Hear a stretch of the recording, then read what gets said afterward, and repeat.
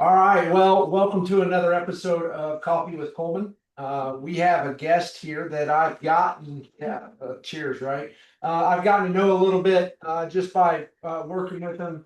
He came through a mutual friend of ours by a gentleman by the name of Rob Anderson. But Sean McGraw, welcome to the podcast, man. Thanks for having me, Josh. Excited to be here.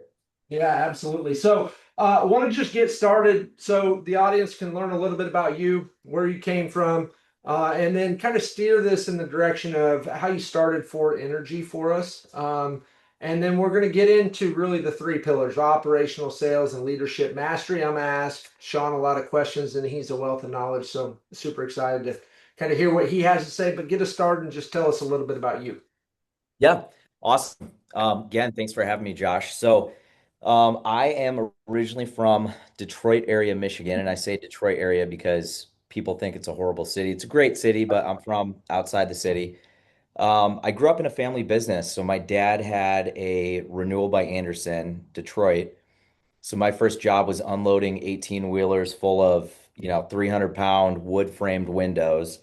Worked in the warehouse, started doing technician work, running parts out to crews, things of that nature, and ended up in marketing and sales, which is where I belong. I'm not, I've got soft hands compared to a lot of guys, but I've definitely got experience on both fronts. I moved to Arizona in 2006 to go to Arizona State, and I was planning on going home and taking over the family business or getting involved at a higher level, and it closed in 2007. So I kind of had this, some people call it an aha moment. I call it more of an oh crap moment. I've got to figure it out. So when I was a senior at Arizona State, I started a company called, at the time it was called Affordable Energy Solutions, and we were a solar and energy efficiency company. Uh, Fell on my face for 3, 4 years. Called my parents every 5 seconds, telling them I want to quit. I want to move home. And through some moves I made, some partners I took on, I started to gain the experience I didn't have, and we started growing like a rocket ship from about 2015 to about 2022. We became a pretty decent sized solar company. We sold in 25 different states. I had 4 brick and mortar offices across the country. We were doing virtual sales. 2022 hit, the Fed raised rates, solar sales kind of started tapering down, eventually almost, I don't want to call it flatlining, but it was a trickle. And thank goodness we were really good at energy efficiency. So we pivoted and doubled down on that. I've got a really, really amazing team at 4Energy. Those guys, like myself included, just have a really good foundation, and we feel like we're best in business for energy efficiency, which is testing homes, doing energy audits, spitting out a report, and then offering homeowners a holistic solution to lowering their bill, being more comfortable, and having better indoor air quality. That's awesome. And so, you let obviously, you transitioned out of the family business, you started for energy. Um, Go back to what you mentioned a minute ago. For 3 years, I just fell on my face. I called my parents every week, begged to come back home. Like, where did you figure it out? And what was that lever you pulled on that said, aha, I finally figured it out and experienced the growth? Yeah, I would say this. A lot of people get some real world experience before starting a company. I took the plunge while I was in college, and Mhm. I think that had part to do with my struggle. I didn't have a great leader to learn from outside of my father, and we have a great relationship, but we also butt heads at Right. certain points in time. So, it was trial and error, and it was learning really hard lessons the hardest way possible. And, a lot of guys wonder, how do I become an entrepreneur, or what's that all about? Well, it's getting punched in the face every single day for years until you figure it out, and just getting up and coming back the next day. So that's what it was. Just getting punched in the face, punched in the gut, showing up the next morning with a smile on my face and determination. What's one thing that going back to younger Sean that you would absolutely do differently if you started over again today? Like out of college, knowing what you know today, you started a company. What's the Yeah. thing you would absolutely do different? So I love this question, Josh, because, I thought about this for years. So a couple things. I got out of school and I stopped reading books. I thought those days were behind me. I started reading books again, actually through, I'm sure it'll come up, but my good friend Tommy Mello, and my business partner in For Energy, Tyler Nay, they were avid readers, and just being around those guys, they were always talking about it and always learning, and I just craved knowledge. So read books, man. Like I wish I read the E-Myth day one or before I started my company. It would have made the path in those first 4 years a lot easier. And then my second piece of advice for this is find the most badass leader you possibly can in an industry that you think you are attracted to, and work for them. I work for them for free for all I care. The knowledge you will gain and the experience working for one of the best leaders you can find is invaluable. Yeah, that's really good. When you look at success, right, we probably define it a little differently as we grow a little older. Yep. Um, what is your definition of success today, and how has that maybe morphed over time? Oh man, that's a deeper question than you even know. Yeah. A lot of people define success for other people and look at other people and point and say, that guy's successful, that girl's successful. Well, the truth is, success is in the eye of the beholder. It's a personal definition, and it's definitely morphed over the years. Success used to be winning awards. Like, I've won the Inc. 5000 5 times. I've won other awards, and I used to give myself, I used to feel good about it, but it didn't mean anything. Didn't mean anything. I started having kids, and success for me now, I think, is just a lot different. It's freedom. It's the ability to be flexible and be able to choose and be able to, if I want to give back one day and serve the community, I can do that. If I want to elevate other people or grind it out and work on a business, I can do that. That to me is success. Love it. Let's get into the reality of scaling something, right? I kind of keep going back to the days where it felt like a mountain to climb and maybe you'd get to the top, maybe you wouldn't. But a lot of businesses can start, anybody can go out there and start something, but very few can scale it. And I want to lean into, you talk about books and your good friend Tommy. Why is scaling so different? And I hope we get into the whole idea of the scale it before you nail it concept. So, because you and I have had some conversations offline about that, and I think it's really important for listeners and viewers here to watch, like, to understand how you guys or you look at scaling through processes, not Yep. just, hey, we're going to go attach a bunch of sales onto this thing and fall on our face and figure it out as we go. Like, walk me through that a little bit. Yeah. Scaling is tough. Entrepreneurship is tough. And then you become the entrepreneur and you get that punch in the face every day. And then you've got this. Most entrepreneurs want a better tomorrow every single day, right? That's what keeps them going. That's what real like, first of all, I think it's a mindset of the founder, of the leader, of the CEO. It's a mindset. But beyond the mindset, there's executionable. Is that a word? Executionable. It is now. We're going to go with it, yeah. Items that you've got to take care of in order to scale. And I'll give you an example. Lego, the children's toy that I still absolutely love and get to build with my kids now.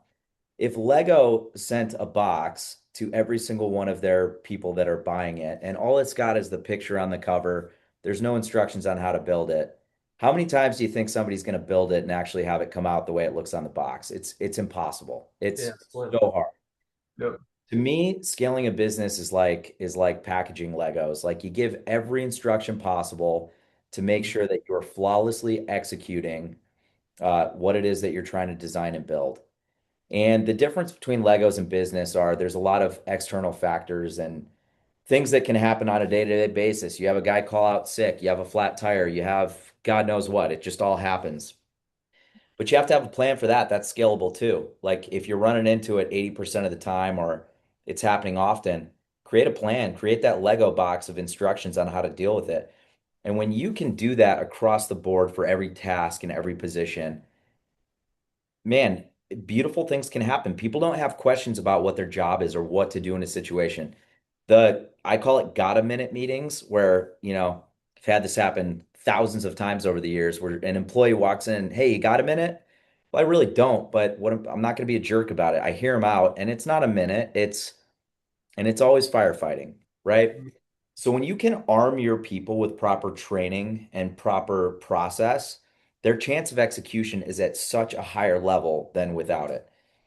And now the beautiful thing is, I think once that's all aligned, it takes really good people to scale a business. But along with good people, I've seen A players become C players because they don't have the proper training and resources.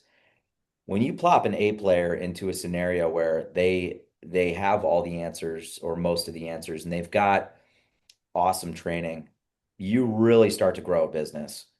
Mm, mm.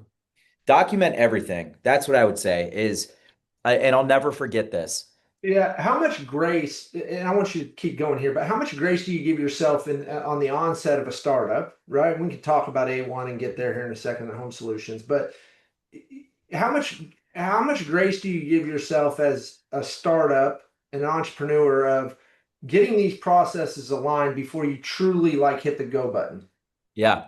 That's, I think that question varies company to company, but there's Mm, got to be some grace, right? Like building the operating manual in a startup isn't always the first thing that you do because in a lot of cases, you don't even know what you're going to run into. Like, we'll talk about it, but the water business is a newer product offering for me. The model I know really, really well, but there's nuance to water that there it doesn't exist in solar and energy efficiency and home improvements. It's a different industry. It's different language sometimes. right. But the point is, it has to come at some point. So there is no right answer here. There is no timeline. Um, I will say this too, and this might answer the question a little bit better. Process and procedure and operating manuals and all these things, they're living, breathing documents. They change over time. Buying behavior changes. How we market leads changes. What worked yesterday doesn't always work tomorrow. We've got to keep an eye on those documents, keep them fresh, update them, and train on changes. Yeah, I love it. When you look at the bottlenecks of most businesses, what do you think the bottlenecks are that prevent companies from truly scaling? Yeah, usually it's the owner, it's the CEO, it's the leader. Um, a goldfish can only grow as large as its tank. Um, you've got to have a big thinker, you've got to have a dreamer, and you've got to have that. Anybody can own a job. Anybody can start a little business and own their job. But the people that truly own a business are the ones that get it way past that. They can go on a month-long vacation, and the business is still growing while they're away. So, I think it's a lot of things, but it all starts with the leader. The speed of the leader is the most important thing. Yeah, I love that. Um, let's walk through like operational mastery and scaling through the lens of operations.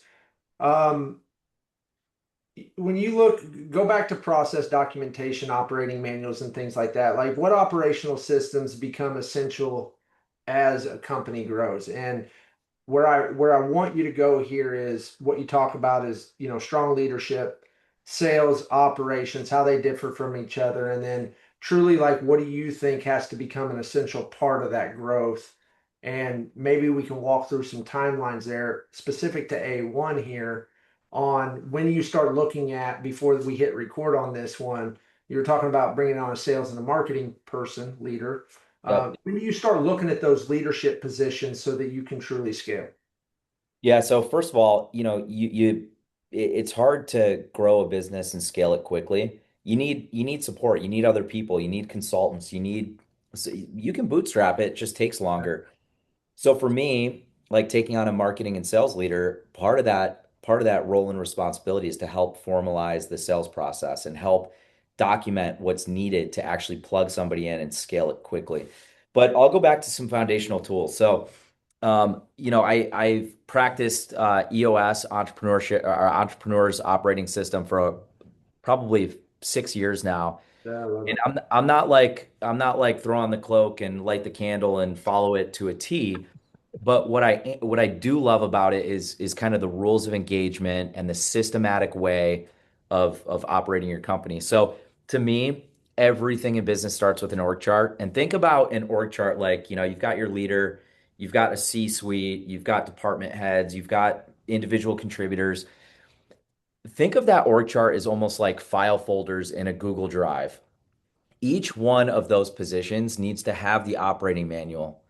It needs to have the job description and the compensation plan and all the things that relate to that specific position. And when you design it like that, there's some cool things you can do. You might have an individual contributor that just freaking rocks. They've got big dreams, big aspirations. But if you don't give them opportunity to grow, they're going to leave you, and they should. They should leave you. You can almost create training for that next step in a company and have a next man up type mentality when you structure it in that type of way and have all that documentation put together. That's how I like to look at it.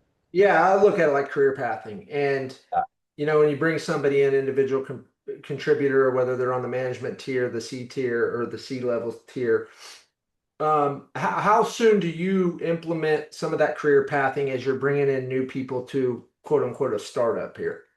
In a startup, it's just a reality. Like to me, a startup is you got to prove it before any of that stuff matters.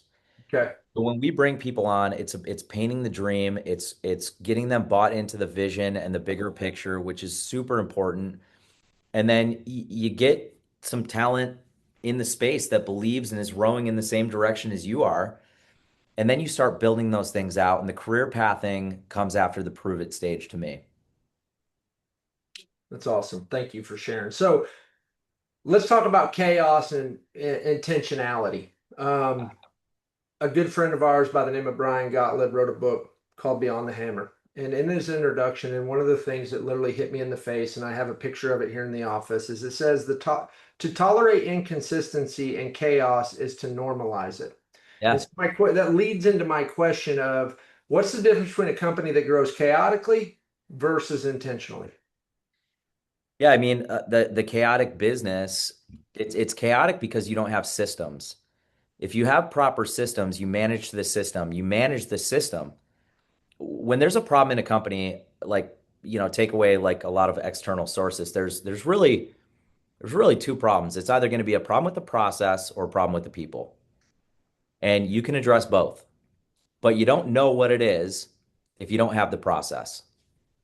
So We talk about it very often, Sean. One of the things that we always say is our biggest issues lie in two really silos, if you will, which are people or process. that's right. That's correct. And you can always make a change to a process. And if you have the proper process, it might be a person that's in the wrong seat or they don't have the capacity for the job or something else is going on. But you don't know in without that process what it is. And it's really hard to wrangle somebody back in when there's no process to put them on. If you don't have the systems and structure put in place, it is always going to be chaotic, period. Because there's no right way. There's no For Energy does it this way. That's the answer. If you take that away, they can do whatever they want. Yeah. One of the things that trips us up, and I hear it from a lot of other business owners, especially in the home improvement space. Um, I hear you about processes, Sean. I hear you, Josh or Coleman, about processes. But how do you actually implement them? And where do these processes live? Like in our side of our organization, we call SharePoint the graveyard. And so like why like walk me through like what's worked for you guys in the past, whether it be for energy or what you're doing now. Like where do processes live? How do you get people onboarded? How do you get people to buy into those processes? Walk us through that. Yeah, that's a really good question, Josh. I would tell you this, like after creating the processes is where that's where the hard part lives. You've got to 100%. store them. They've got to be. I have ADD. If it's not sitting on my desk, to me, it doesn't exist. Like it's Yeah. in a folder somewhere. I never see it again. That's not my strong suit. Is the follow up and the execution on making sure it's always happening. Like I can speak to leaders. I can lead by example, but I need good, solid executors that are taking people through the process the right way. And I'll use For Energy as an example. I consider him a partner. His name's Dan Mullaney. He's amazing at what he does. He's one of the most disciplined guys I know. I was with him in Annapolis, Maryland last week, and he's so disciplined. He wakes up every morning, he does his push-ups, and we're sharing a room. He's doing his crunches, and he gets up and he's on the computer doing the same format every morning, publishing sales results and issuing appointments. He's just dialed. But he runs sales, and his sales training is it's a slide deck with talking points, and he's not missing any piece of the process. For everybody that goes through, it's the McDonald's method. Get Mm, the same result on the other end. Now, if you look at my marketing teams over there, it's chaotic. It's not the same experience. There's gaps in the system. So, like, I don't want everybody to think I've got it all figured out. Like, sometimes I can give advice and not be the best at implementing yeah. it, but we've got to do that on the marketing system to create a more predictable result. Mm, yeah, love it. Let's walk into some leadership concepts and mastery, which is one of the pillars here of what I do is how's your leadership style changed over the years? Yeah, it's changed. It's changed a lot. So I've always felt, in order to be a leader, I need to lead. I need to lead by example. I need to do, uh, you know, if I'm telling somebody, or I don't bark orders, but if I'm giving a directive, it better be something that I'm willing to do or have done in the past. Hmm. That's really, really important to me. I would say the biggest change, and I still struggle with this along today, is having that difficult conversation and not beating around the bush, and being a good mentor, but also having high standards. So in Brian Gottlieb's book, and I've heard him say this many, many times, your culture of your business is the lowest level of behavior you're willing to accept. And that hit so hard to me because, when I dance around the tough conversation, or I prolong letting somebody go because I just like them as a person, but they are not performing at the job, it just makes everything else worse. So speed, I'm very conscious of. I'm not always the best, but speed is very important to me now. Making quick decisions, ripping band-aids, having difficult conversations. Those are all things that I've gotten to learn are super important to the success of a business. Like keeping a cancer way too long, what does cancer do? Spread. Spreads. Yep. But when you cut it out and you cut it out fast enough, crisis averted. So Yeah. that's probably the biggest leadership quality that I consciously work on, but I still have a ways to go. But I think that's made the most difference for me is at the same time. Yeah, that's really good. One of the things I took, yeah, I read that section in his book, and one of the things I keep telling, my partner is like what we allow will continue. And so, to your point is like beating around the bush or allowing it to happen, not holding them accountable. Rob Anderson shared something with me. We called the three C's of communication. I don't know if you guys have ever spoke about it. But it was one of the tools that I put in my tool belt that has helped me like exponentially in leadership. And it's this idea that you communicate what you need, want, desire from the person you're communicating it to. They confirm it back, right? We call it clarity in the three C's. They're clear on what you're asking of them. And then you ask them simply for their commitment. And so he shared this with me, and I'll never forget. He was in a board meeting, or excuse me, a quarterly meeting for our organization about a year or two ago. And he says, I'm going to walk you through this exercise, Josh. And it's called the three C's of communication. I said, all right, I'm ready. And he goes, hey, I need you to go get me a cup of coffee. And so I went and got him a cup of coffee and I brought it back and it was black. It didn't have a lid on it. There was no sweetener and there was no, sugar in it, let's just say. Yep. Yep. Because, but that's not what I asked you. I asked you to get me a cup of coffee. And I said, oh, I'm sorry. I just got you a cup of coffee the way that I desired. And so he goes, I want everybody to take a step back here and see it through the lens of communication. What went wrong? And so he started talking about it. He goes, listen, Josh heard go get me a cup of coffee. He didn't ask questions about it. He just went and got a cup of coffee. In his mind, he did what was asked. But see, as a leader, what I didn't do, and he was putting himself in the framework of a leader, he said, I didn't clearly communicate to Josh what I wanted in this cup of coffee. I want my coffee. I want it iced. I want, a Mhm. shot of espresso in it. And I want 3 packs of, Splenda in it or whatever. Yep. And so what happened there, and he was like, but this is where most leaders miss is once I asked Josh to go get me the cup of coffee, he reports it back to me exactly clear or has clarity on what I'm asking for. My next step as a leader is ask, can I get your commitment that you're going to go get me the cup of coffee? And can I take that to the bank? Meaning, like, are we clear you're actually going to do this for me? And so that exercise for me was like one that I'll never forget because there's oftentimes I'll come into a room and say, I need this, this, this, and this. And then I don't slow down. And then they bring me something back and I'm like, oh, this isn't what I asked for. Right. And so it's just Yep.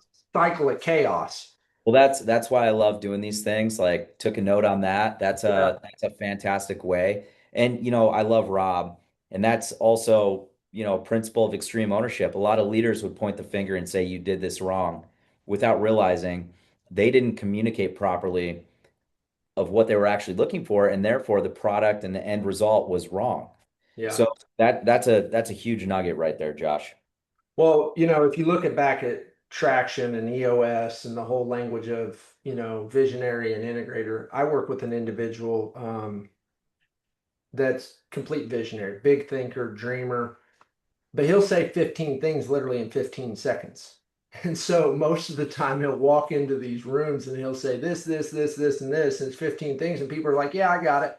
And we come back a week later and things just get drug out and drug out and drug out because we didn't get it done right the first time. It's a great tool. Hopefully the audience here will take that and implement it. If you have questions about it, let us know. Walking into the last question about leadership mastery. What do you believe is harder, starting a company or leading people? Oh man. That's a difficult question for me, Josh, because I think in order to start a company, you need to be able to lead people.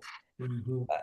In order to scale a company, you've got to be really good at both, and it's like a chicken egg type of deal. Yeah, I put them on a equal playing field.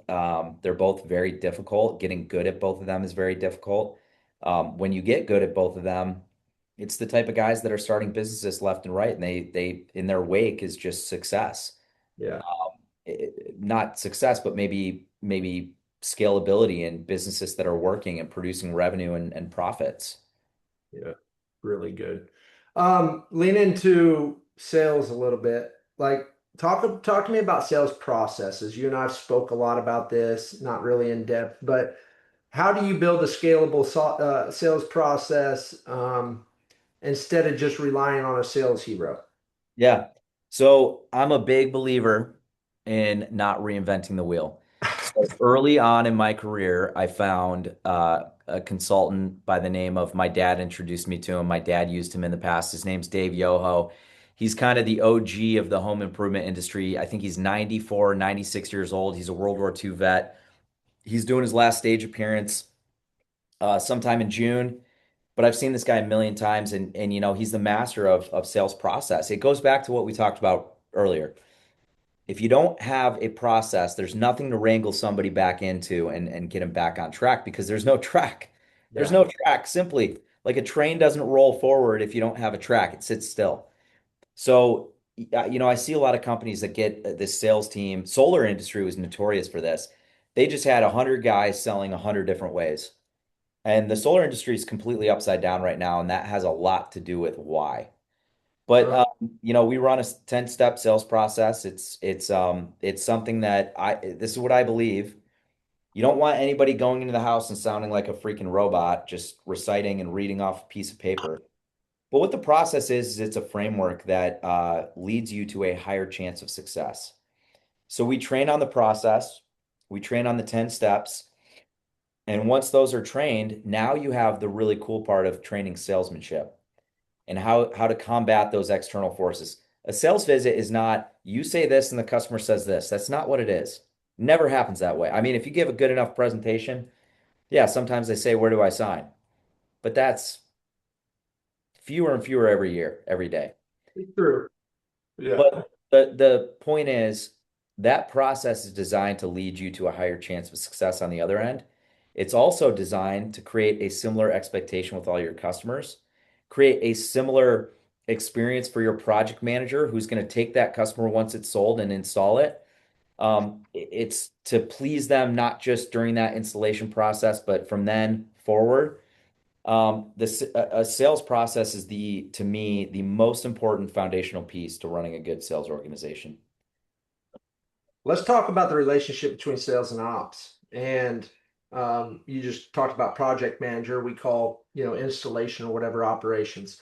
Yep. So, like, what is the relationship between operations and sales in a very healthy environment? The relationship is a high level of respect, a high level of trust between the two departments. I'll give you the opposite. Like if sales and operations absolutely hate each other, Mm. in your culture, that's a big problem, and that typically goes back to process and accountability. If a salesperson and salespeople, like I'm a salesperson, I suck at paperwork, but I've sat in the other seat too. I know when you get bad paperwork, the customer's not going to be as pleased. You might get a one-star review. Um, you might have somebody refusing to pay, or you might, as a project manager or a install manager, whatever you call them, their lives are miserable because they're chasing a tornado. So in a healthy environment, the salesperson's following the process, they're getting the contract or whatever's required of them, and they're submitting it and doing a clean handoff, and they're setting the right expectations.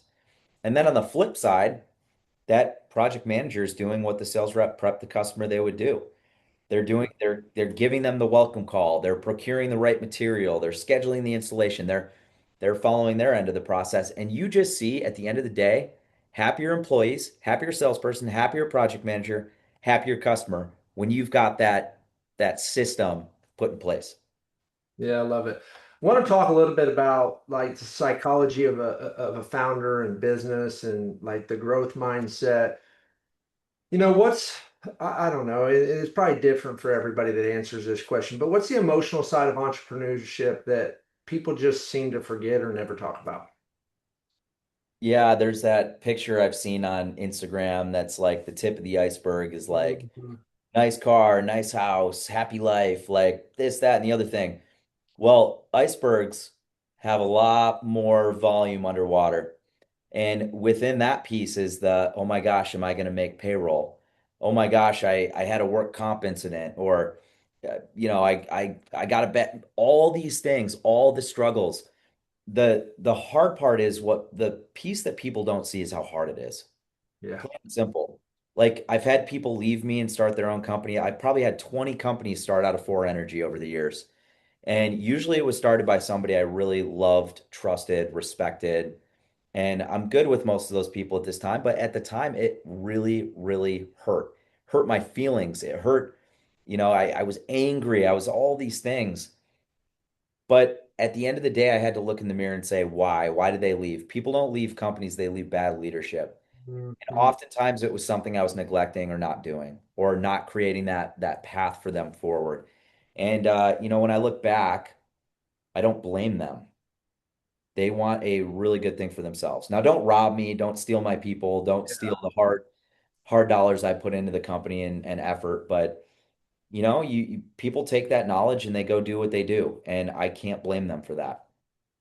Yeah, that's really good. Want to get into some rapid fire questions. So I'm going to ask a question. You just come back with your quick response. Yep. Sean's biggest founder mistake. Biggest founder mistake. Not getting the experience I needed and not being a student when I started my company. Love it. Most overrated business advice you hear in the market today. Oh my gosh, man, you're gonna stump me on some of these because you're Yeah. looking for quick responses. Yeah, I'll tell you, there's a right answer for things. There's not a right answer for anything. There's many ways to skin a cat. Stop craving. Perfection is the enemy of progress, is what I'll tell you. Mhm. That's good advice. Don't try to make things perfect before you roll them out. That takes too much time. Most of the time, you think something's perfect and you launch it and it's broken anyway. Most underrated business skill. Most underrated business skill. Yeah, it's leadership. I think it's the most neglected training topic under a Mhm. roof. I think middle managers especially get it the worst. They're forgotten about.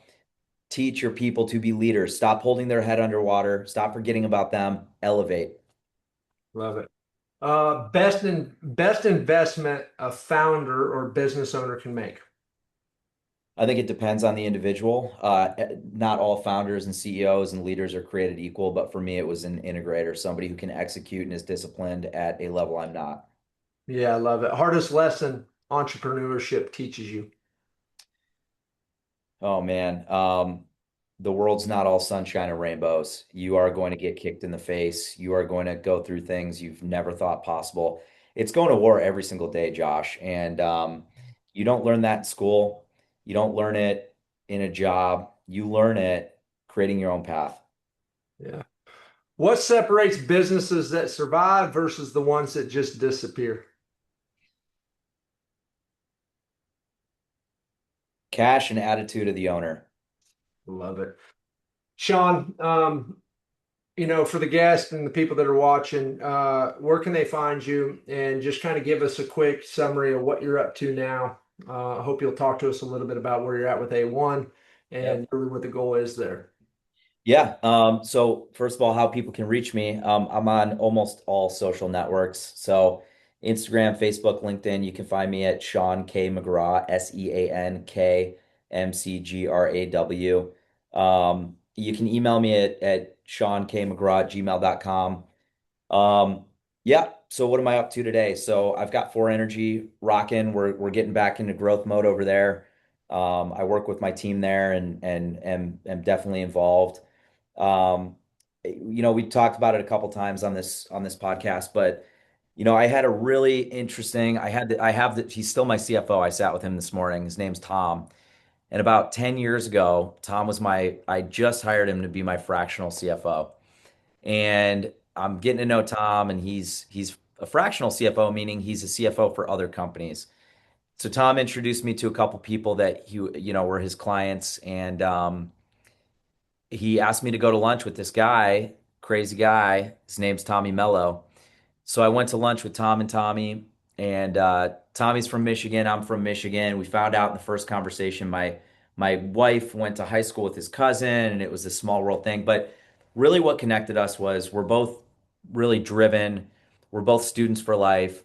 We just kind of crafted this really fast friendship. So Tommy's the founder of A1 Garage. They're the largest garage door company in the nation.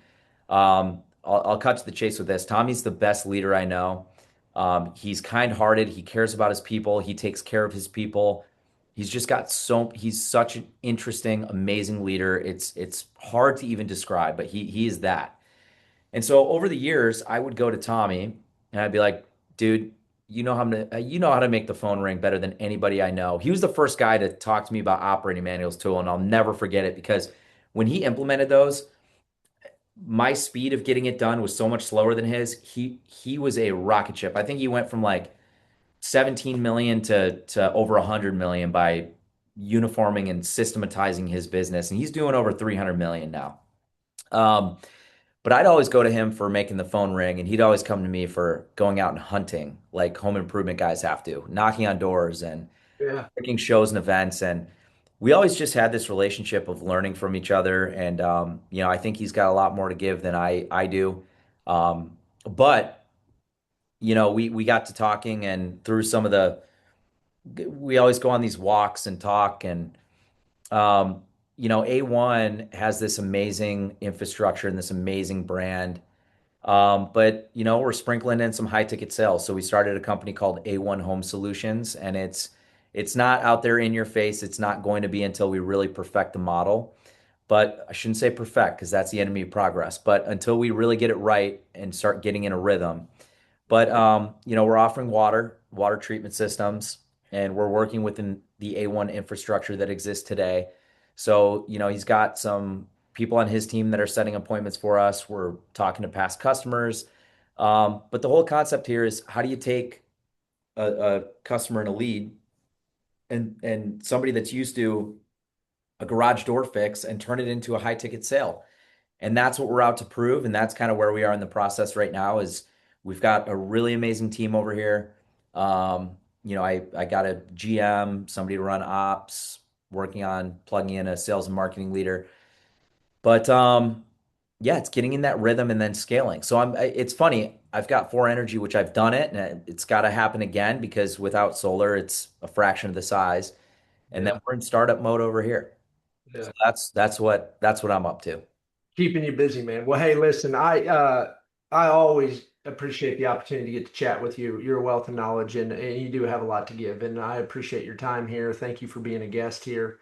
I'm glad we got to jam out a little bit. I'm going to ask you to stick around after we get out of here, but thank you, Sean. I truly appreciate it. Josh, thank you for having me. I gotta say, I've done a fair share of these, and man, you're great. The questions were great. I hope the audience finds some value here. But thanks for having me.